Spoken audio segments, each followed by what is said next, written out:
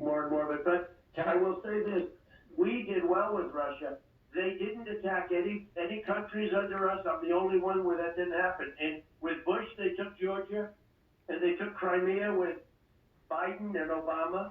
And now he said, to hell with it, let's take the whole thing. But even Sleepy Eyes Chuck Todd on NBC said the other day when he was interviewing, I think it was Blinken, he said, how come this never happened under Trump? China didn't do anything. Russia didn't do it. Nobody did anything. In fact, and we got along with North Korea. You know, how come none of this stuff happened under Trump? And someday you and I will sit down and I'll tell you why. Okay, I look forward to that. How about Iran? We are told that we're going to be signing an Iranian nuke deal any day now. I'm sure you oppose it. You took us out of the nuke deal.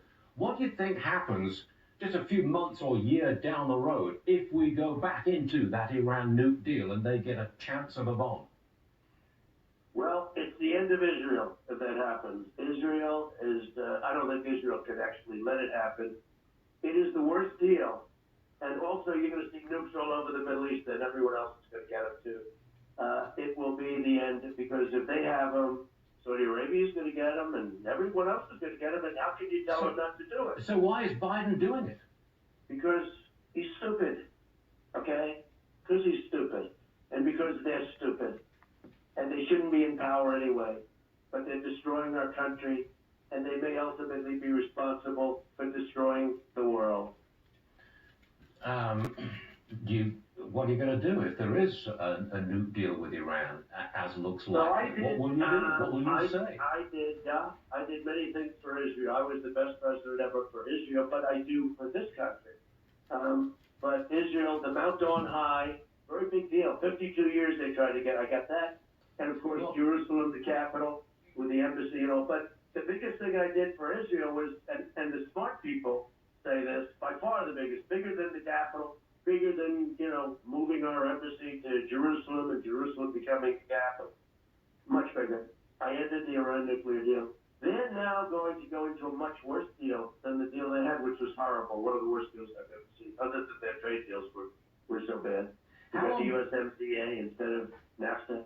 How long do you think it would be before, if you were president and you opened up the spigots and did all the fracking, how long before we get back to energy independence and dominance? So as you know, because you report all the time, and you did at the time, you made a really big deal of it, which I appreciate. But we became energy independent when I was president, first time ever. And that involved a lot. But what nobody really understood was we were going to be double the size of Saudi Arabia and Russia combined, much bigger than both combined. And OPEC was, you never even heard the term OPEC during my administration. Nobody talked about it. It was dead.